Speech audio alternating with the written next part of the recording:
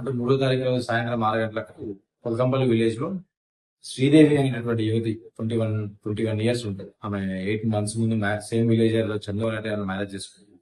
ఆమె వాళ్ళ వాళ్ళ భర్త యొక్క వ్యవసాయ పొలం దగ్గర చెట్టుకు ఊరేసుకుని చనిపోయారని చెప్పేసి మనకు ఇన్ఫర్మేషన్ రావడం జరిగింది. గ్రామస్తులు ఇన్ఫర్మేషన్ ఇవ్వడం జరిగింది. సో ఆ ఇన్ఫర్మేషన్ బేస్ చేసుకుని మేము సాయంత్రం అక్కడికి సీన్ కు రీచ్ అయ్యేసరికి అమ్మాయిని ఆల్రెడీ అక్కడ కూడా ఉరి తీసి పడుకోబెట్టడం జరిగింది.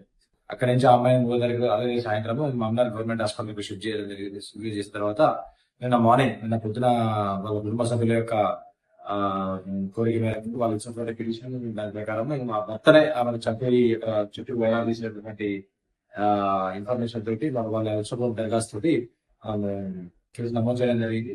దాని తర్వాత నిన్న సాయంత్రం పోస్ట్మార్టం కండక్ట్ చేసిన తర్వాత మృతదేహాన్ని వాళ్ళ కుటుంబ సభ్యులకు అప్పగించి అంత్యక్రియలు నిర్వహించడం జరిగింది. సో విచారణ జరుగుతూ ఉన్నది, ట్రయల్ చేస్తా ఉన్నాం. పూర్తి వివరాలు త్వరలో వెల్లడిస్తాం.